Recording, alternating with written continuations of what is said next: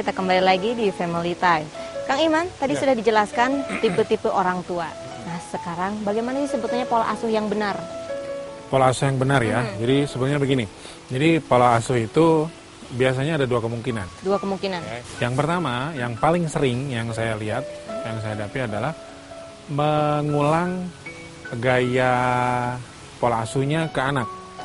Jadi kalau misalnya dulu dia sebagai anak ya, sering dimarahin, mengulang lagi ke anak, anaknya juga sering dimarahin. Ya, tanpa sebab yang jelas. Yang pertama. Atau dia tidak mengulang gaya pola asuhnya. Jadi kalau misalnya dia sering dimarahin dulu waktu kecil, kemudian pada saat dia punya anak, dia tidak memarahi anaknya. Nah, ini dua gaya yang saya banyak lihat di keluarga Indonesia ya, yang terutama yang klien-klien ketemu sama dengan saya. Tapi yang lebih banyak sering melakukan adalah yang pertama tadi. Jadi mengulang gaya pola komunikasi lama kepada anaknya pada saat mereka sudah punya anak. Sebetulnya lebih tepat adalah sebaiknya gini. Jadi gini, sekali lagi saya sering bilang bahwa kita harus bisa melihat apapun dari posisi perasaan sebagai anak. Menjadi anak lagi lah ya. Betul. Merasakan. Sama sebetulnya kan komunikasi itu kan sederhana. Jadi pada saat misalnya kita bicara sama orang nih, supaya komunikasinya enak, dalam arti dua arahnya berjalan, kita harus bisa melihat bukan hanya dari sisi kita, tapi juga dari sisi yang kita ajak bicara. Ya, dan ini juga yang perlu dipahami, mindsetnya, pola pikirnya orang tua, bahwa anak itu bukan lawan bicara. Bukan lawan bicara. Ngerti ya? Tapi harus jadi apa? Teman bicara. Bisa jadi teman. Kalau kita bilang lawan bicara, biasanya yang ada argumentatif. Selalu berbeda. Jadi kita harus berantem terus. Kita buat pola pikirnya bahwa anak itu adalah teman bicara. Pada saat pola mindset seperti itu, actionnya pun akan berbeda. Bisa bedain ya antara lawan dengan teman. Ya, kita akan lebih bersahabat kalau menganggap itu sebagai teman. Ya, kita juga akan lebih bijaksana. Kita sebagai orang tua lebih memahami, lebih berteman seperti itu. Nah ini. Nah terus kemudian sekali lagi bahwa si orang tua dia harus bisa merasakan gini, misalnya Teh Dewi misalnya waktu kecil kan, kita juga sama, saya juga sama, sering dimarahin misalnya, kecil dulu ngomong gitu, tiba gede kan, kita sering dimarahin sama orang tua misalnya. Pada saat kita dimarahin, secara manusiawi waktu kita masih anak, pasti ada daya tolak. Kenapa sih kita dimarahin? Ya, kita kadang-kadang bisa berani bertanya, bisa juga enggak. Kenapa saya dimarahin? Gitu kan? Yang ada mungkin biasanya diem, atau mungkin menangis dan segala macam. Nah, pada saat kita sudah dewasa, kita sudah berpasangan, kita sudah berkeluarga, kemudian kita punya anak, kita juga harus berpikiran pada saat waktu kita memang masih kecil. Ya, itu dia. Itu yang jarang. Itu yang jarang. Jadi kadang-kadang bukan berarti sekali lagi anak tidak pernah jadi orang tua, tapi orang tua pernah jadi anak. Betul, ya. Kita juga harus melihat situasi dan kondisi. Tidak sama situasi kondisi waktu orang tua itu pernah jadi anak, pada saat kemudian dia menjadi orang tua. Lain situasi, lain zaman juga. Benar. Nah ini yang kita nggak bisa samakan.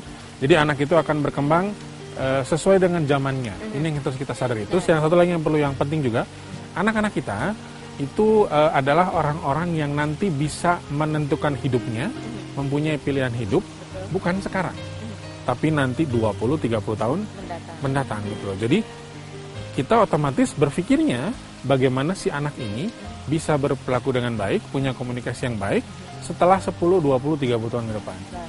Jadi bukan hanya saat ini, tapi efeknya itu nanti otomatis ke depannya lebih. Memang sebetulnya penyampaian emosinya?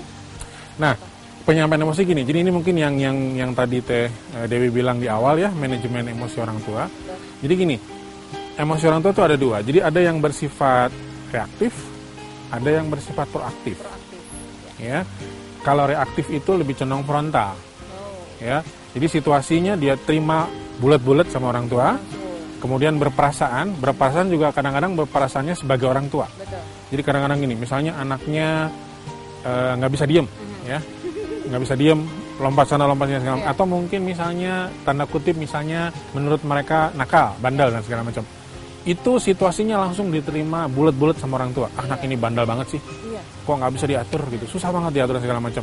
Nah pada saat orang tua sekali lagi full tank berpikiran atau berperan seperti orang tua, actionnya tindakan pasti beda. Bisa jadi mungkin memukul, bisa jadi mungkin malah memaki-maki. Efeknya jadi lebih ya. Itu yang dimaksud dengan emosi yang reaktif. Reaktif. Jadi frontal. Mhm. Seharusnya manajemen yang bagus emosi orang tua dia Proaktif. harus proaktif. Kalau Seperti proaktif apa? itu kan berarti ada kerjasama antara si anak dengan si Oh, orang tua. baik. Jadi situasi yang dia dapat kita harus pahami perasaannya bukan perasaan orang tua. Ya. Pahami Tapi perasaan si anak. si anak. Tadi kita lebih menonjolkan kita harus lihat itu kan anak menangis, anak marah, anak berperilaku seperti itu kan akibatnya. Iya. Kalau di sini kita lebih condong melihat sebabnya kenapa. Gitu. Ya. Sebabnya kenapa? Misalnya kenapa anak ini nangis? Kenapa anak ini marah-marah? Kenapa anak ini nggak bisa diatur? Kenapa anak ini nggak patuh sama orang tuanya? Kenapanya harus kita pahami. Iya. Nah, perasaan ini adalah perasaan si anak, bukan perasaan orang tua. Setelah kita bisa pahami itu, kita lakukan penyadaran Penyadaran, ke si anak. kasih pengertian. Kasih pengertian, kasih pemahaman. Sekali lagi, pemahaman pengertiannya harus seusia mereka. Mungkin Dengan porsinya mereka yang porsi mereka. dimengerti. Kadang-kadang kita ke anak ini, ngerti nggak apa yang ayah bilang? Kemungkinan bisa bilang begini, Iya. bisa gini, Iya. Bisa cuek aja. bisa cuek aja. Tapi kebanyakan biasanya begini, karena Iya. takut dimarahin lagi kalau nggak ngerti kan gitu ya. Iya, iya, iya. Nah ini yang kita kalau jangan sampai memaksakan itu. Nah setelah penyadaran, kemudian kasih perasaan yang baru. Jadi kalau misalnya perasaan dia tadinya sedih, kasih perasaan baru bahwa sedih itu solusinya harus bisa senang, bisa gembira dan segala macam. Bantu dia bagaimana caranya keluar dari permasalahan sedihnya dia itu untuk menjadi perasaan yang lebih senang, yang lebih nyaman, lebih enjoy dan segala macam. Oke. Nah itu disampaikan dengan cara komunikasi. Tindakan kita pun nanti akan berbeda. Lain ya. Lain, mungkin akan lebih banyak menyentuh, mungkin juga memeluk, atau bisa jadi nanti di akhirnya dengan cara lebih santun lah ke si anak. Lebih saling menghormati Betul. apa yang anak inginkan. Apa yang anak rasakan, bukan inginkan, apa yang anak rasakan. Nah, pada saat itu sudah terjadi, insya Allah mudah-mudahan nanti setiap apapun yang akan kita informasikan ke si anak, baik itu misalnya contoh kita meminta dia rajin belajar, atau mungkin kita meminta dia untuk bisa bersopan santun kepada orang lain, salam kepada orang yang mungkin lebih tua dan segala macam, itu akan lebih mudah ketimbang kita dengan cara yang reaktif. Lebih baik dengan cara yang proaktif, mungkin seperti itu. Bagaimana cara menanamkan kepercayaan anak kepada orang tua? Iya. Nanti kita akan Oke. jeda sejenak. Pemirsa, kita akan kembali lagi sesaat lagi, tetap di Family Time.